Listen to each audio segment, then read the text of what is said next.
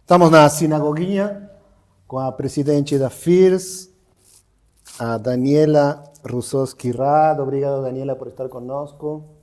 Acostuma-se dizer que os líderes, e você é uma líder comunitária de peso, são sonhadores. Você se considera uma sonhadora também? Isso que era para ser bem tranquilo, né? Fácil, as tranquilo? perguntas. Não, tô brincando. Eu me considero uma sonhadora. Sim? Claro, sim. Sim? Sempre, total. Uhum. E você perde e fica pensando em coisas assim no ar?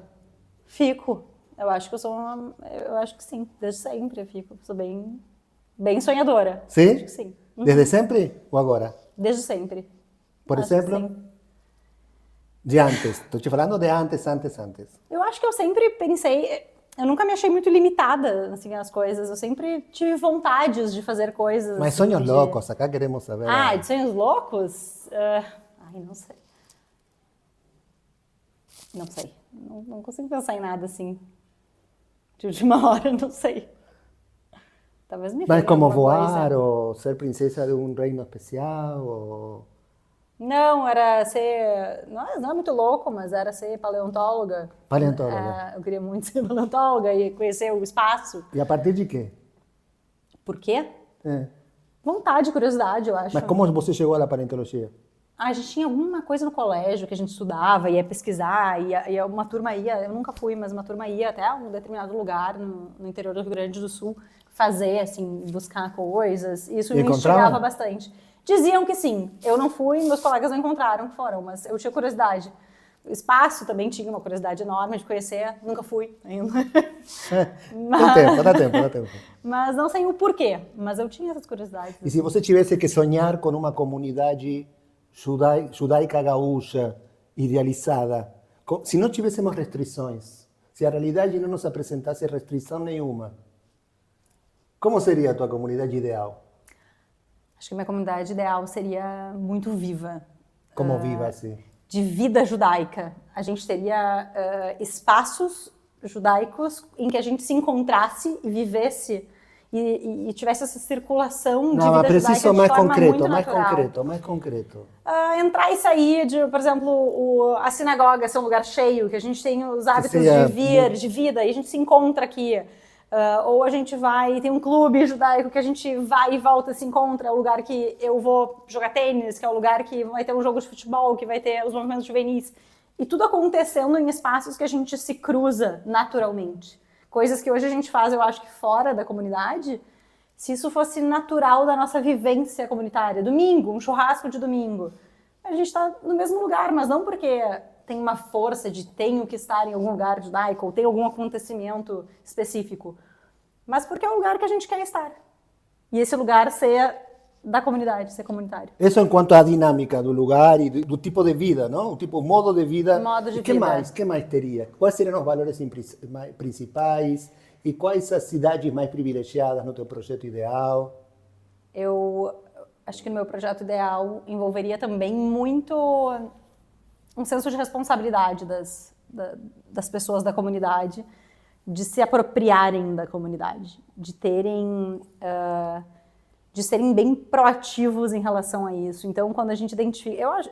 Esse é o meu sonho, as pessoas se darem conta que tudo que a gente acha que às vezes não está funcionando ou não é bom dentro da nossa comunidade, eu vou lá e vou resolver. Eu vou lá e vou fazer isso. É meu isso. E as pessoas se sentirem realmente donas da sua comunidade, responsáveis por ela. Uhum.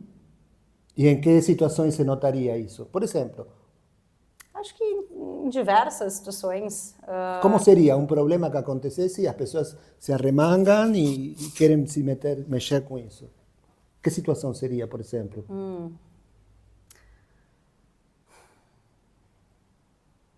Tudo bem eu ficar pensando, né? Perfeito. Porque eu não tenho todas as respostas na ponta da língua. Eu acho que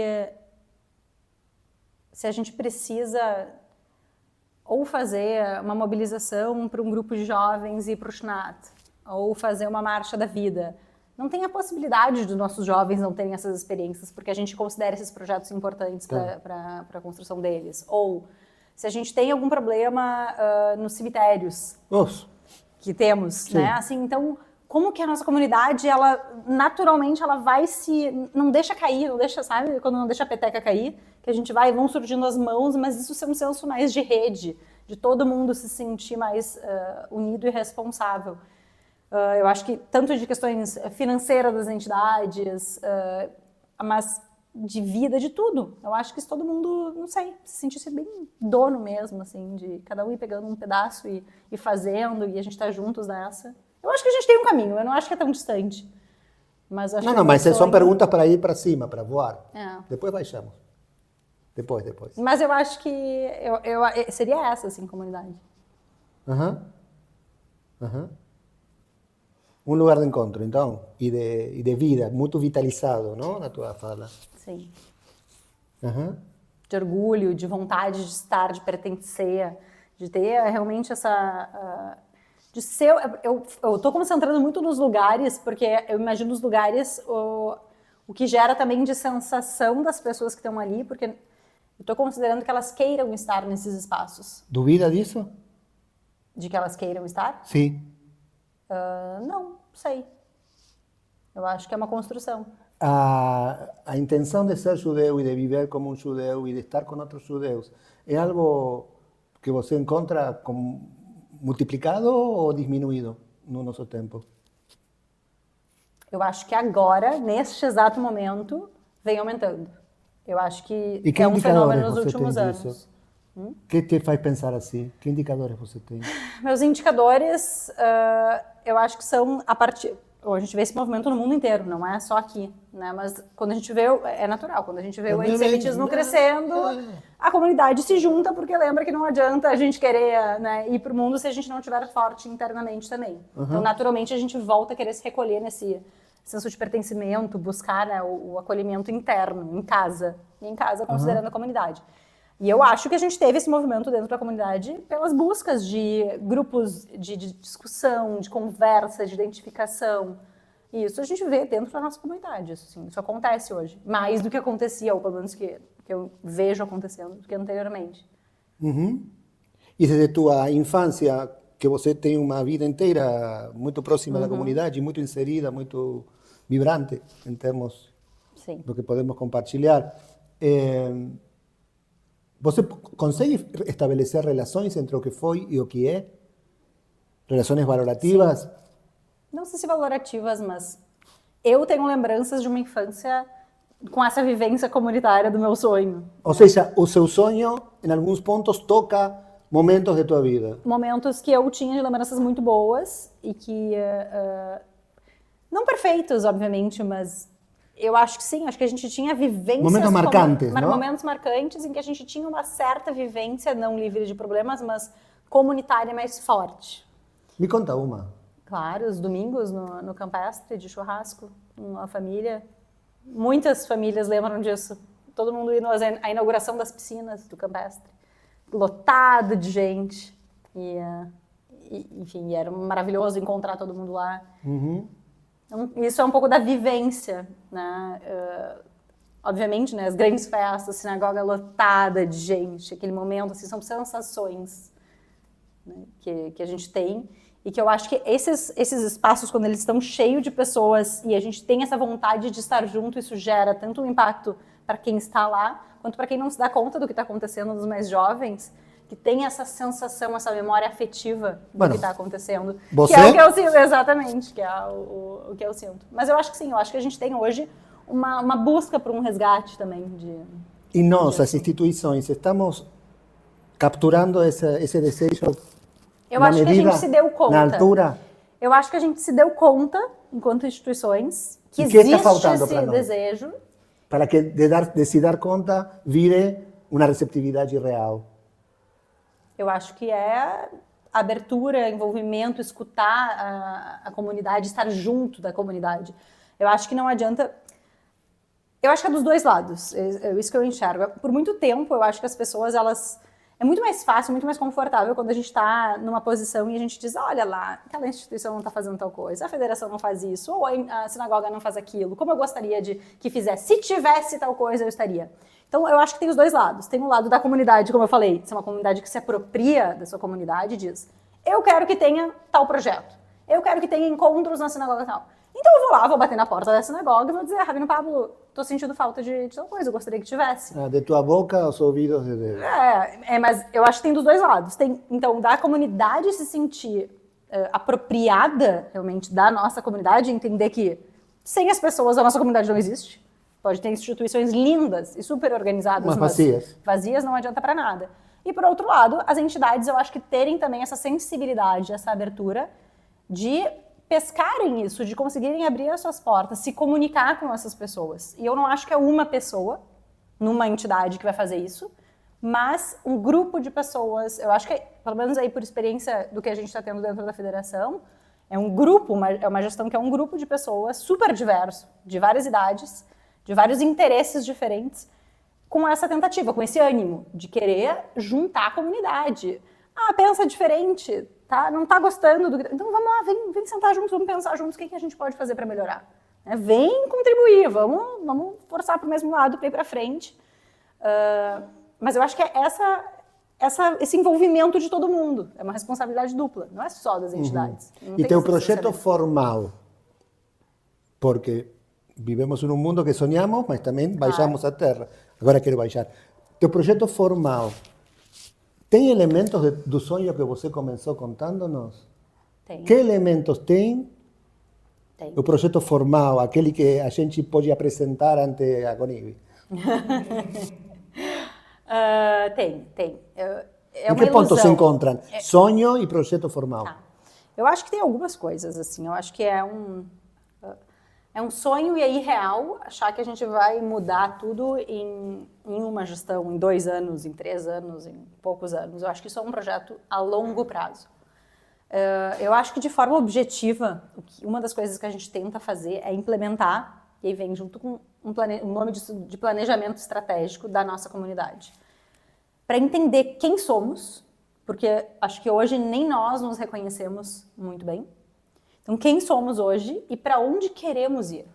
Porque não é uma visão minha, não é uma visão, né, tua, não é uma visão de uma pessoa ou algumas pessoas. É uma visão comunitária que a gente precisa construir.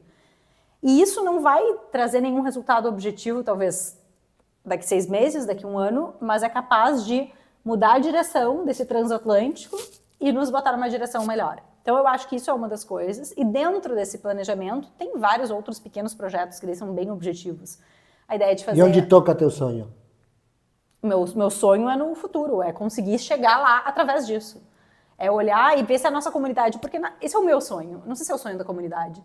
Talvez essa não seja a comunidade. Sua função é sonhar. Sem teu sonho é difícil se orientar. Mas eu quero que... Você tem que orientar para onde? Mas eu não posso sonhar sozinha. Não. Então, essa é a ideia. É a gente entender quem é a comunidade, quem nós somos hoje, para onde nós queremos ir também, que comunidade a gente vai deixar para os filhos que eles vão ter, e a gente conseguir traçar, de certa forma, uma linha que nos leve para esse caminho. Então, se eu puder terminar, pelo menos esses 2 anos, esse período que eu vou estar ativa à frente, sonhando, né, e com a faca e o queijo na mão ali, fazendo, eu acho que a minha missão é conseguir deixar um caminho pavimentado, pelo menos um pouco, com um legado, com mais pessoas que deem continuidade, que isso não termine e não vire, depois de 2 anos, vire outra coisa e a gente muda a direção de novo, porque a gente vai ficar patinando e eu não acho que a gente vai chegar nem no meu sonho, nem no sonho da comunidade ou qualquer outra pessoa, se a gente for assim. Então, eu acho que é uma questão de conseguir fazer projetos de longo prazo, de olhar para a nossa comunidade. Questão bem objetivo, questão de sustentabilidade financeira. Como que a nossa comunidade consegue se sustentar financeiramente, economicamente, como uma responsabilidade de todos nós e que a gente queira fazer isso. Isso às vezes é uma mudança de cultura, da gente entender que eu tenho a responsabilidade, mas eu quero. Para mim, assim, eu quero todo mês poder contribuir com determinada instituição. E eu quero também, a longo prazo, saber que essa comunidade tem a segurança de ser autossustentável e que recursos que a gente vai utilizar para isso na nossa época. A vivência de doações é o suficiente? Contribuições? Parece que não. Então, a gente vai ter que ser mais criativo. Para onde a gente vai? Como que a gente vai desenvolver isso? E a gente tem cabeças brilhantes na nossa comunidade. Sem dúvida. Que podem estar, em vez de estar fora, e tem que continuar fora fazendo o seu trabalho, mas também podem ajudar para construir isso a longo prazo dentro. Então, envolve vários aspectos assim, de trabalho, né, operacional. Sim, devemos reconhecer, porque ser Yehudi é ser agradecido, está no nome, que você recebeu também um trabalho muito forte feito por gerações, né? Sim. Ou seja, você está parada nos ombros de gigantes, essa é uma frase que se usa muito. E em que coisas você disrompe com o passado? Quais são as coisas em que você é absolutamente diferente aos anteriores? Sabe, Pablo, que... Agradecendo todo quanto os anteriores nos deram. Mas que coisas você é você? Eu gosto de falar uma coisa. Muitas pessoas me perguntam ou me enxergam como ou querem até assim, como se fosse uma disrupção eu assumi a federação. Mas eu não sou muito dos rompimentos, né? Eu prefiro conseguir buscar o que tem de melhor e a gente continuar algo, até porque eu reconheço esses gigantes que fizeram muitas coisas e que eu tenho muito orgulho, e dentro da minha família, então assim, eu tenho essa memória muito de ter orgulho e querer dar continuidade nas coisas que funcionam. Não, mesmo por sua vocação arqueológica. Nunca imaginei que era aqui que ia me levar, né? É verdade. Mas, justamente, eu acho que eu gosto assim, é o tijolinho a mais que eu quero botar. E qual é esse novo? Acho que tem algumas coisas. Eu acho que tem essa ideia de entender que os tempos são diferentes e que muitas coisas que funcionavam no passado não funcionam mais. Então, por exemplo, se a gente vai falar da parte de sustentabilidade econômica de uma instituição. A forma como a comunidade se sustentava anos atrás, porque era o formato que as pessoas doavam e falavam, era na palavra, e o fulano está precisando, vamos lá, aqui, todo mundo vai, e as coisas vão acontecendo. Hoje não é mais sustentável fazer assim, a gente precisa ter um olhar de profissionalização. Se nós somos uma instituição sem fins lucrativos, e várias instituições sem fins lucrativos, a gente precisa ter transparência, ter profissionalismo. Então, trabalhar como que as pessoas hoje funcionam, a mentalidade delas funciona. Então, eu acho que isso é uma certa modernização que a gente precisa ter na forma como lidar e que não é fácil de fazer. Porque Quais são os obstáculos que você encontra nessa proposta? Os maiores?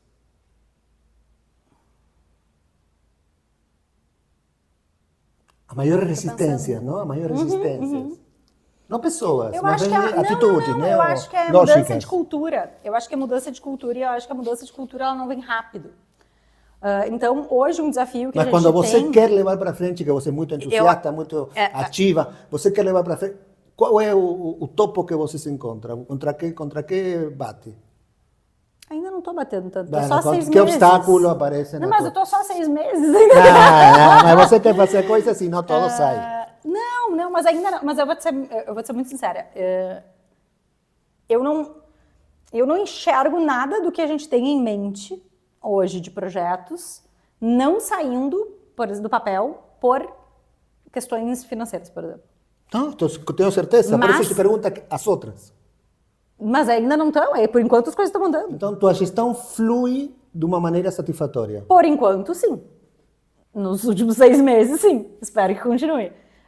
Eu acho que a gente vai ter momentos também desafiadores de grandes projetos. Mas eu acredito que a gente consegue. Porque vão ter as pessoas certas. E há experiências anteriores que reforçam também. Que reforçam. A gente tem, então, assim, não tem nada, e eu acho que talvez seja isso, não tem nada mirabolante de queremos essa comunidade que é o do meu sonho.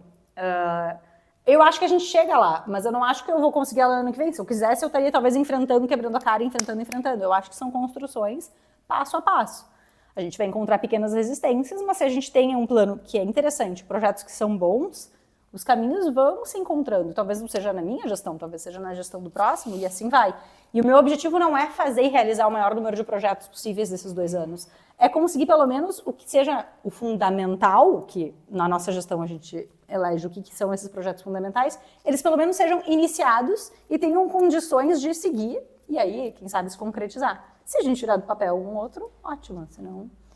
Outro, acho, ponto também bem importante, que é diretamente relacionado com a federação, porque é o papel da federação assim, fundamental, é a representação institucional, por exemplo. Política institucional, né, para fora da comunidade. E esse é um projeto grande da federação, e tem que ser o papel da federação, que ainda tem que ser estruturado, muito bem estruturado. Então, é feito um trabalho gigantesco e pode ser feito muito melhor também.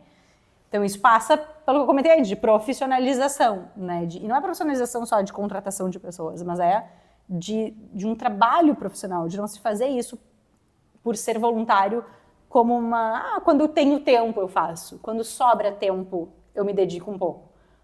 É uma seriedade, assim, e um grau de importância que isso tem, que não pode ser feito no tempo livre ou quando dá vontade. Então, eu acho que tem algumas coisas que a gente tem que ajustar na máquina para o papel ser bem desempenhado, assim.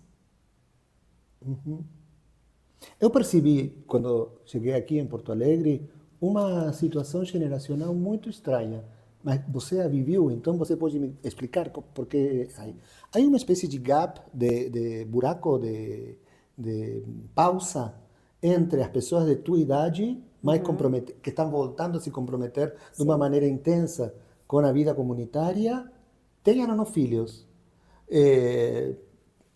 Pero se nota, tua própria gestão está muito nutrida desta geração.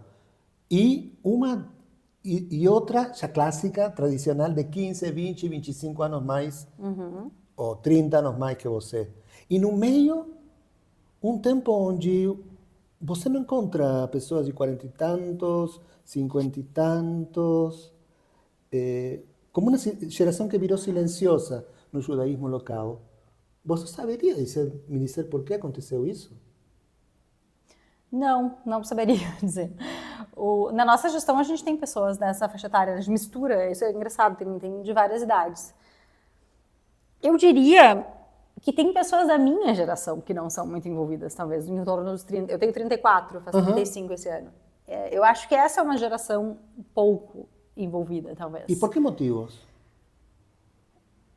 Porque você viveu o tempo. Eu tenho os meus achismos, né? O porquê que eu acho. Não sei se isso é para todo mundo. Eu tenho nada. Melhor me dar os meus achismos. E eu não sei, eu escutei isso de algumas pessoas também, não é só da minha cabeça, mas algumas conversas sobre isso. De que, acho que a gente conversou sobre isso também um pouquinho. A gente teve uma geração dos nossos, eu vou falar por mim, né? Assim, mas de avós, alguns vão ser bisavós, outros vão ser pais, mas avós imigrantes ou que viveram um antissemitismo e uma vida muito difícil. E que precisavam da comunidade para se estabelecer, para sobreviver. Né? Então, dependiam dessa união, dessa identificação, isso era muito presente. E dentro dessas casas, o judaísmo, enquanto religião, era também muito presente, e tradições. E era algo muito vivido, e era óbvio, estava no dia a dia, era como eram ensinados. Muitos não tinham sequer educação formal. A educação que se tinha era educação judaica, de valores, se vivia em mesmo. Casa, se vivia. E a geração dos meus pais, por exemplo, criados numa casa com os valores judaicos, com essa educação judaica muito intrínseca, já com a educação formal, mas com uma obviedade de que o judaísmo era vivido era fácil viver o judaísmo. Ele estava em todos os lugares porque ele estava em casa. E que efeito teve essa naturalização? E eu acho que o que aconteceu foi que no momento em que os avós, eu digo, né, eles falecem, eles não estão mais aqui, essa geração dos pais se vê, né, onde estão as nossas tradições, os Shabbatot, a ida na sinagoga, comidas, as piadas. Tudo, né? Então, ele estava muito concentrado nessa geração anterior. E aí há um momento de, quem sustenta agora isso? Né? De orfandade? Eu acho, do judaísmo em si, eu acho que sim, de saber que são os novos guardiões, né, do judaísmo para as próximas gerações. E não ocuparam esse lugar? Eu acho que ocuparam de forma diferente, porque quando ocuparam, a terceira geração, os netos, né, eles já estão crescidos. Então eles já cresceram num lar que não tinha a mesma identidade tão forte dos avós, tanto que muitas lembranças, elas são da casa dos avós. Né, não da própria. Não da própria. Talvez alguns tenham uma experiência diferente, mas para mim, a minha visão de judaísmo era na casa dos meus avós, toda a família junto. Vamos na sinagoga, né? O meu avô e minha avó tem aqui na sinagoga, né? Estão ali nos meus sobrinhos, os passarinhos, mas na árvore aqui também da vida. E aí eu acho que se vê numa geração que é a minha, ou pessoas que estão talvez nessa mesma dinâmica que eu, entendendo qual é a nossa conexão com o judaísmo e a necessidade de um resgate, de que ele não é tão óbvio, porque se eu continuar nessa cadência, quando eu tiver filhos, eles vão receber muito menos. Se a gente não fortalece isso em casa, Não há instituição, não há colégio, não há sinagoga, não há federação, não há clube, não há movimento juvenil que mantenha o judaísmo vivo, se não estiver em casa. Exato. Então eu acho que existe naturalmente, eu sinto isso pelo menos, um certo reconhecimento de que isso é importante. E por quê? Aí vem. A gente também vive tempos muito difíceis. A gente foi escancarado com um grau de antissemitismo que não se via há muitos anos. Por mais que episódios, um ou outro, você saber que o antissemitismo existiu, essa é uma geração que está enfrentando o antissemitismo escancarado, que tem que ir na rua e se preocupar, e de formas diferentes. Hoje tem rede social, então o jovem de 18 anos, ele vê todos os dias o antissemitismo no rosto dele, e de pessoas conhecidas dele, de pessoas que são referência. Então eu acho que isso, de novo, traz o impacto de união, de necessidade de fator de coesão. Então eu acho que tu tem esses elementos combinados. Mas esse interesse criado, infelizmente, pela pressão externa, pelo antissemitismo crescente, esse interesse está sendo, entre aspas, explorado por nós, instituições, de uma maneira suficiente, ou deveríamos nos experticiar mais? Eu acho que a gente pode, com certeza, trabalhar mais nisso. Eu acho. É o que a gente está tentando fazer, assim. É uma das coisas. A gente tem feito todos os meses, né, o Café das Entidades, que é o momento justamente para a gente ter esse entrosamento de cabeças das entidades, quem está à frente, para pensar juntos, né, como aproveitar isso, né, de um bom sentido, como que a gente se torna esse espaço que as pessoas estão buscando, né, como mostra. E eu acho que é o nosso desafio de entender que, às vezes, os espaços como eles eram, as organizações como elas eram, os eventos como eles eram, talvez não seja exatamente o que essa geração ou essas pessoas estão querendo. E aí a gente tem que saber se adaptar. Não tem uma fórmula do sucesso, infelizmente, mas a gente vai descobrindo juntos, vai tentando. Vai no laboratório. Exato, vai. Essa é a parte boa de a gente estar atuando, né? É poder, pelo menos, ir por um caminho, testar, ver outro, identificar pessoas que, às vezes, tem tanta gente que sabe tanto e que tem já tem lideranças. Eu acho que isso é outra coisa que a gente deveria conseguir aproveitar melhor na nossa comunidade. Existem lideranças na nossa comunidade e as lideranças não necessariamente elas são chefes de entidades e instituições. Não. Elas são lideranças naturais. Eu acho que a gente poderia identificar elas, e tem esse desafio de identificar quem são essas lideranças naturais, e trazer elas para pensar junto, né? Colocá-las na mesa para serem as pessoas a chamar outras pessoas, a entender o que é preciso ser feito, aonde que está esse tempero, né, que às vezes falta. É esse olhar atento, eu acho. Tenho muitas perguntas, então. Não sei se eu vou ter as respostas, mas... É que você vai abrindo as janelas, então me deixa muitas perguntas. Você sabe, eu sei que você sabe que tem um judaísmo contemporâneo. Para você, feito na tua medida, por exemplo. Que é brilhante, que tem dinamismo, que não é de se aborrecer, que não é repetitivo e que não é ordenador, sino sedutor. Mas não aparece muito entre nós. Não. Mas eu acho que é uma característica... Em outros lugares do mundo, as pessoas, não falo por mim, que sou velho, mas as pessoas mais jovens têm a possibilidade de curtirlo, de viverlo, como quando nós vivíamos isso de crianças, mas já de jovens ou de jovens adultos ou de adultos mais amadurecidos. E isso não aparece com tanta claridade na nossa realidade. Não, mas eu acho que isso é uma característica da nossa comunidade como um todo. Assim? Eu acho que sim. Acho que tem pessoas que estão na nossa comunidade, né, desde muito tempo atuando, e isso sempre foi um desafio. Nunca foi uma comunidade muito religiosa. Não, falo do oposto. Mas... de uma aplicação da religiosidade na vida cultural, uma espiritualidade que não seja a clássica, uma vida judaica atraente, muito no ritmo atual. Isso existe, são modelos que existem. Eu não sei. Porque eu não sei, nem sei se eu entendi, na verdade, essa vivência aqui. As atividades que se fazem na nossa cidade e no nosso estado em geral são muito repetitivas, nosso calendário é muito fixo. Os ciclos estão muito fossilizados.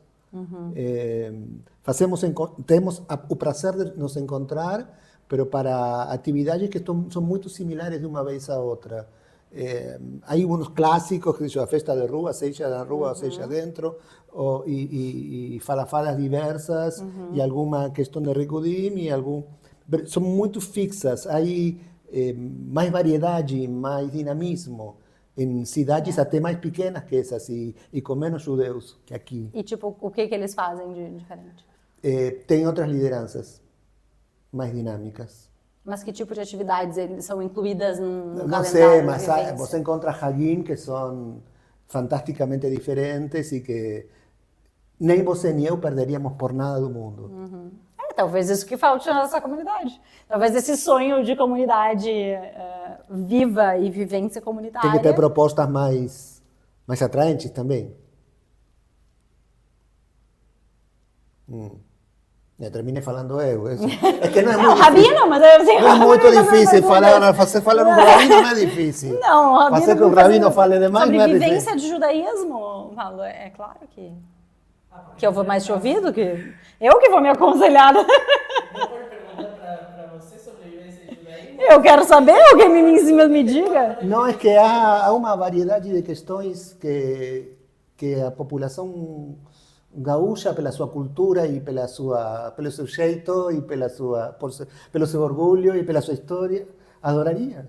Adoraria, não no sentido de idolatria, gostaria muito e sentiria que é seu judaísmo esse aí. Pode ser, eu acho que talvez tenha que ser exposta a isso.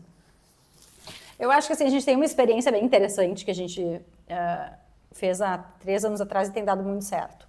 A gente notou que a gente sempre, os jovens, eles sempre buscam, tem um gap, né? Ele sai do colégio e aí não vai para o movimento juvenil, termina o movimento juvenil. É o clássico. Ou vai ser um voluntário da Federação Israelita e quem não vai fica meio no limbo, tem o Kadima, que talvez fique um pouquinho, alguns anos, e depois só volta quando tem filhos novamente. E aí volta no colégio, e aí volta a ter uma certa vivência comunitária. Quando volta? Quando volta. Mas tem um gap de um pessoal que os interesses começam a mudar. Muitas vezes sentem que já deram muito para a comunidade, no sentido de viveram sempre dentro de um colégio judaico, tiveram movimentos juvenis na Tnuot, foram voluntários, fizeram isso e agora querem conhecer o mundo, né, assim, fora da comunidade. E começam e aí os interesses de querer investir em carreira, querer trabalhar e até essas trocas.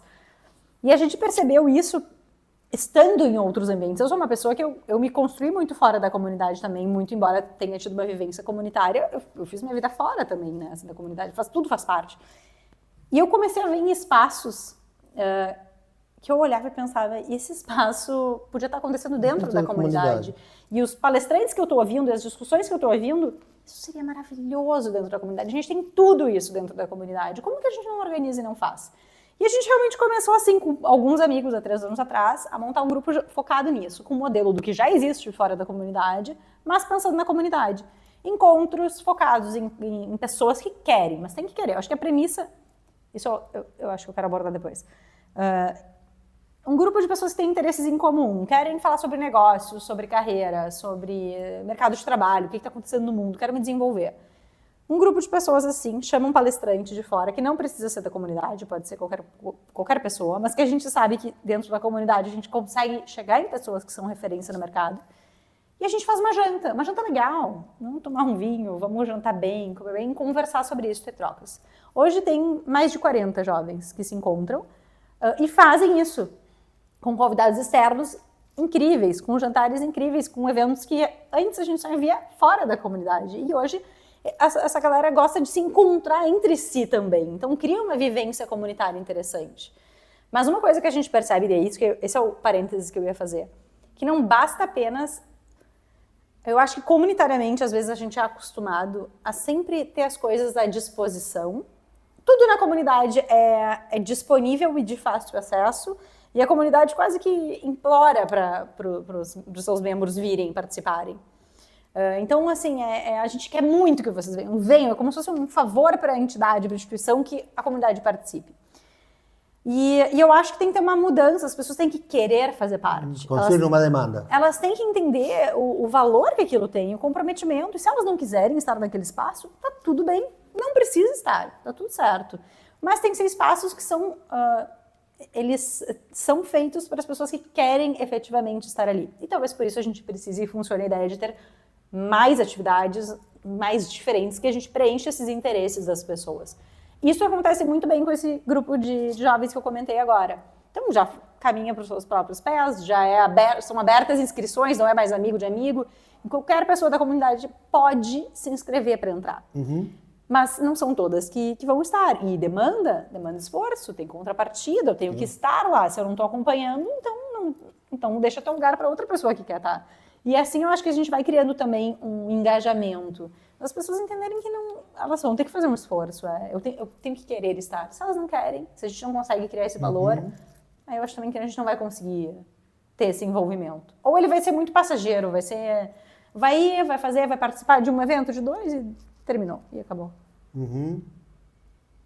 Nós vimos de uma família que se transformou em uma família ampliada e que depois virou uma série de tribos e que depois virou um estado muito desfiado, com líderes transitórios e bastante deficientes, que eram os juízes da época. E depois vieram os reis.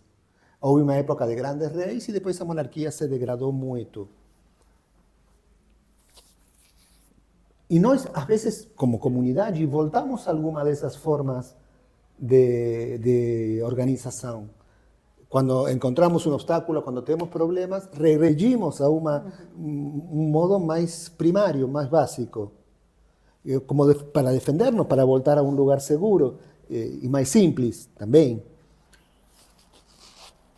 Você percebe que há certa forma de tribalização nas nossas comunidades?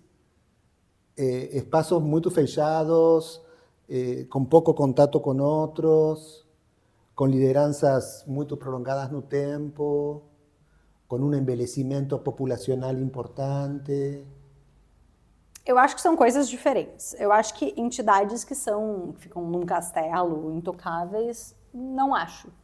Não acho. Pelo menos como é que eu sou uma pessoa que eu gosto muito da ideia de responsabilização de cada um. Então, assim, as entidades estão ali, né? O quanto... Pensando, assim, eu vou dar um passo atrás, né? Eu acho que, e falando por muitas pessoas que eu conheço, enxergam, às vezes, a comunidade com uma distância grande. Eu digo pela própria federação. Pessoas que nem imaginavam, né, que eu converso e falo e perguntam, e tal coisa está acontecendo, porque vocês da federação, eles da federação. Não são eles, não são vocês. A federação existe representando a nossa comunidade. É nossa federação. Esteja na gestão ou não esteja na gestão, é a entidade representativa da comunidade judaica. Então, esse sentimento de que são eles, e acho que a gente pode transpor isso para várias entidades, né? O sentimento, às vezes, de alguém da comunidade, porque a entidade tal faz tal coisa e eu não gosto. Tá, mas é a nossa comunidade, é a nossa entidade. Então, tem esse sentimento, eu acho, muito de distanciamento, e aí isso pode ser consequência de um formato comunitário que aconteceu por muitos anos e que talvez fosse realmente como as coisas funcionavam. Era assim muito divisivo? Não sei, talvez sim. Eu acredito que sim. São instituições formais com a sua própria história e que tiveram suas presidências e gestões, e uma diferente da outra.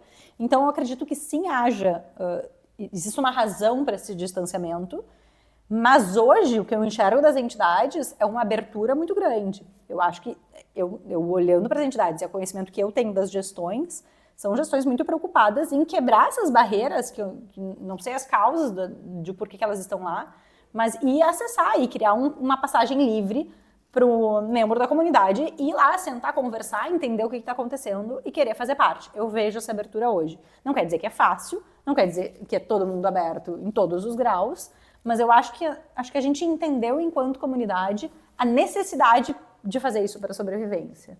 Porque o afastamento também não vai nos fortalecer, né? Então, por isso que eu falei dos dois lados da moeda. Eu acho que tem da comunidade se sentir apropriada das suas entidades, da sua história, porque isso tudo é nosso, independentemente se a minha família é daqui, se a minha família é da outra sinagoga, é minha comunidade. E, por outro lado, as entidades terem essa abertura e saberem lidar com ela também. Mas eu acho que, do lado das entidades, isso é uma mentalidade presente. Sim? Acho que sim. Eu acho que sim.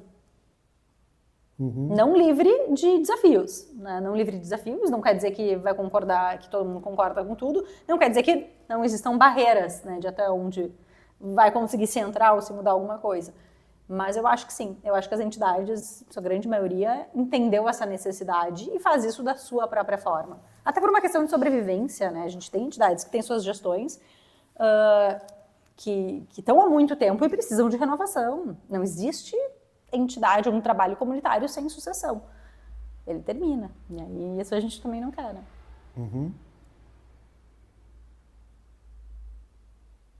E mudo de tema. Claro. Como chegamos àqueles que estão distanciados de nossa comunidade e que são, reconheçamos-lo, a maioria de nosso povo?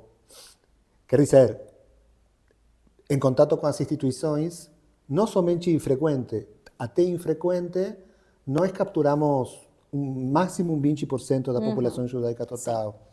Esse outro 80%, que tem, como você falou e como eu vivo todo dia, concordamos, essa sede de judaísmo, como nós chegamos até eles? Eu acho que... Eu não sei se eu entendi bem a pergunta. A gente tem... Porque eu acho que a gente tem as pessoas que nós sabemos quem são, porque de alguma forma elas estão conectadas com as entidades, então... Ou já vieram, ou já foram associados, ou a família e essa pessoa está um pouco mais afastada. E tem aqueles que nós sequer sabemos quem são e onde estão, por desconhecimento e uma questão técnica, de precisar de um censo comunitário, de a gente saber quem são essas pessoas, né? A nossa comunidade aqui no Rio Grande do Sul. Então, isso é uma necessidade. E aí, como chegar nelas, eu acho que a gente começa entendendo quem é a nossa comunidade, por exemplo, com o censo comunitário, que é um assunto que se fala há anos. Assim? Anos. Quando foi o último? Ixi, faz muito tempo. Muito. Muito. Eu não me lembro de cabeça, mas é tanto que... Pergunta. Ah, não, esse último que teve agora? Não. Agora, 8 anos atrás. Ah, não me lembro. Tem que olhar, acho que tem que olhar no Google para ter certeza. Mas Mas há uma dimensão de dados que está faltando. Está faltando, porque hoje quantos judeus tem em Porto Alegre? Dependendo para quem se pergunta, tem. Em Porto Alegre, no Rio Grande do Sul. Dependendo para quem se pergunta, tem entre 9 e 16 mil. É mais ou menos, né? É entre 9 e 16 mil. Mas isso é importante, porque para a gente criar... E para a gente criar comunidade e lugares que tenham esse fit com as necessidades e as vontades da nossa comunidade, a gente precisa saber quem é a nossa comunidade. E por isso que eu comentei agora há pouco do planejamento estratégico. Isso é um passo do planejamento estratégico. E aí outra coisa que eu acho que é interessante nessa mentalidade, né, de como fazer. Eu não tenho conhecimento técnico de fazer um planejamento estratégico. Não tenho. Agora... Existe um vice-presidente da Federação Israelita, que é o Rafael Korman, existe um diretor de Relações Comunitárias, que é o Rafael Mores, os dois são profissionais nisso.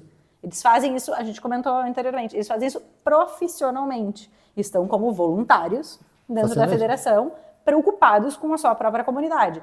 O censo, ele é um pedaço disso, se chega lá. Mas essa visão profissional de como a gente chega e conhecer a nossa comunidade para poder também criar os, entre aspas, produtos certos para ela.